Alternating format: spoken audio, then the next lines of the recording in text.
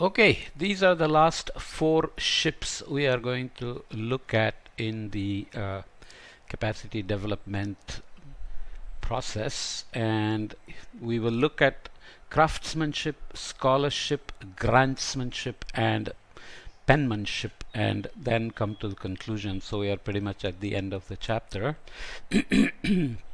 In addition to aspects of roles, responsibilities, and relationships, capacity development for resilience also requires specific knowledge and skills, both in relation to the technical area that the particular project or program focuses on, to go from current state to preferred state, as well as, so let me make sure I got, it says both as well as, that's not usually the way we do it, but anyway, both in relation to the technical area that the particular project or program focuses on, as well as for more functional tasks of analyzing and synthesizing information.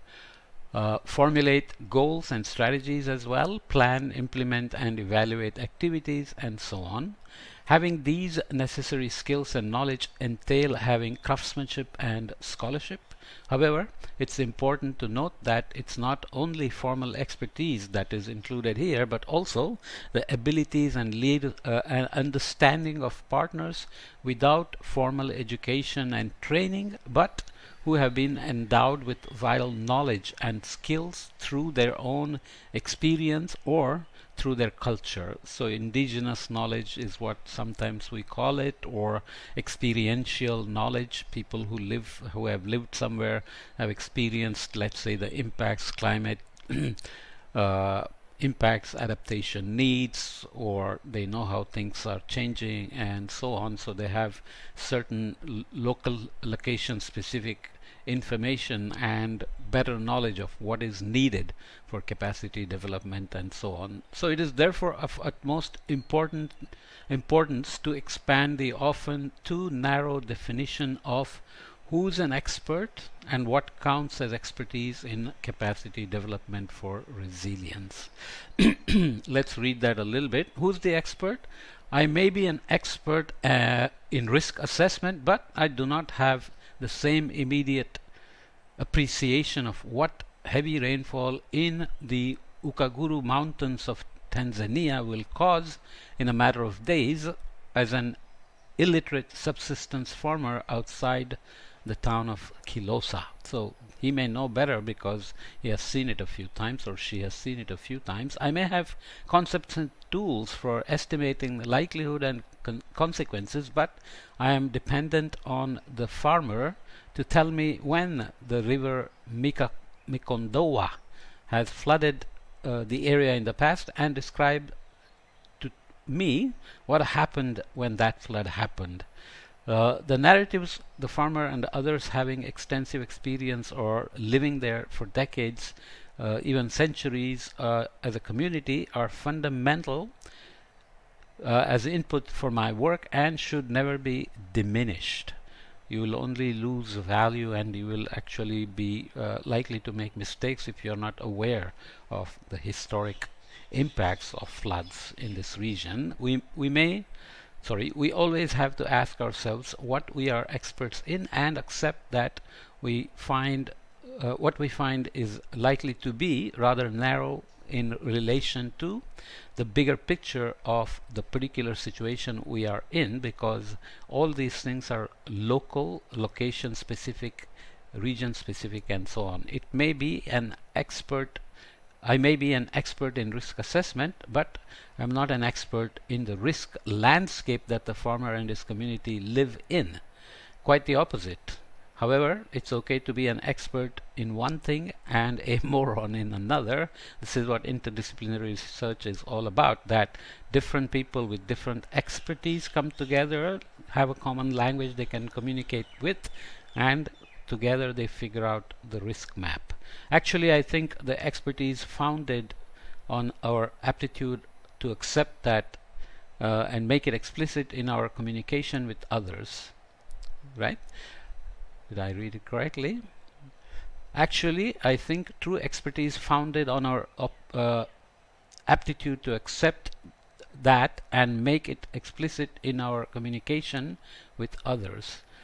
Humility is nothing to do with being humiliated, even if the two words have the same etym etymological root.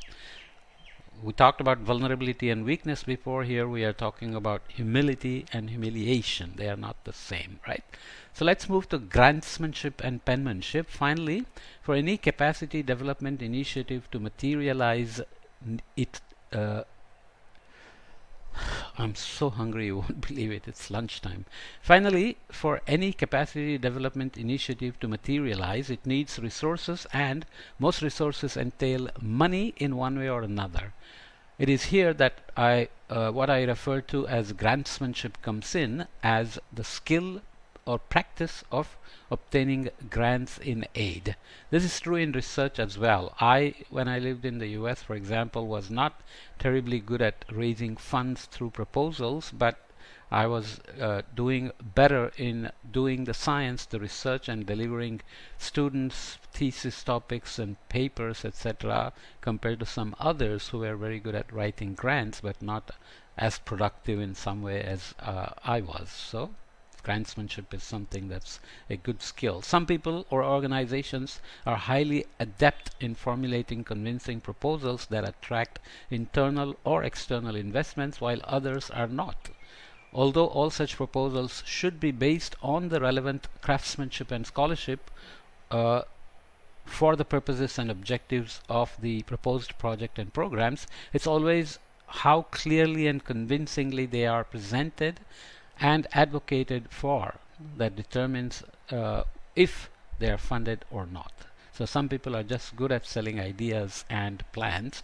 This also requires what I choose to refer to as penmanship, which not only entails the ability to write concise proposals, but also grantsmanship, that is selling an idea for somebody to bet on you, right? Penmanship is also about being able to report back to the donors on the progression of the capacity development initiatives, and is identified as insufficient in many project or program consortia.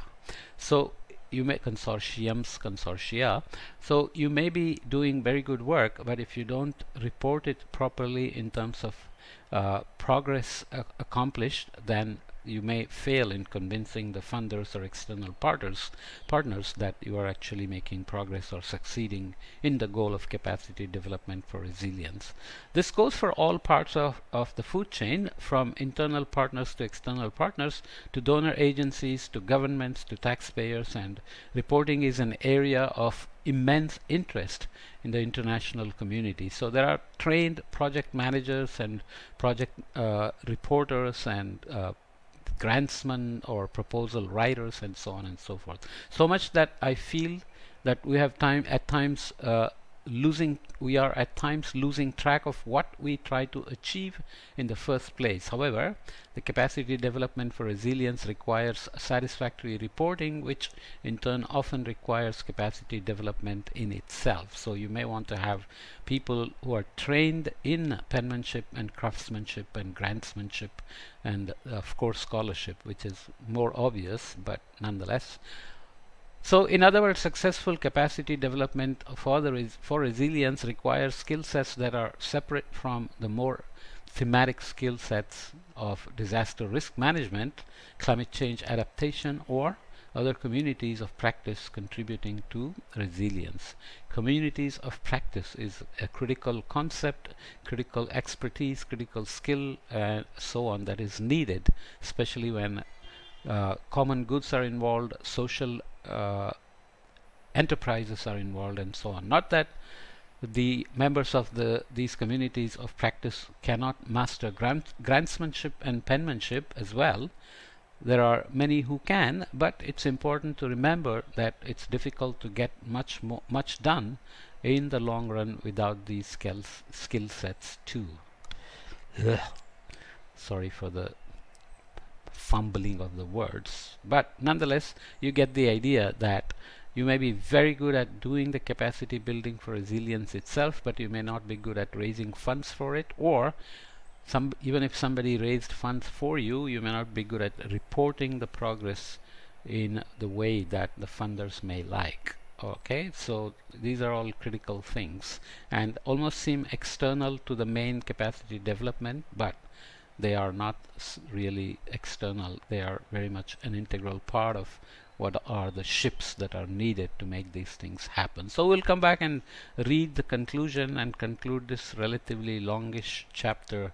It's longer than the others we have looked at, but it's a very useful one because we are now getting closer to the end of the whole story, and we will have some concluding remarks after we complete chapter 10, which comes up next. Okay, see you in the next podcast with conclusions of this particular chapter.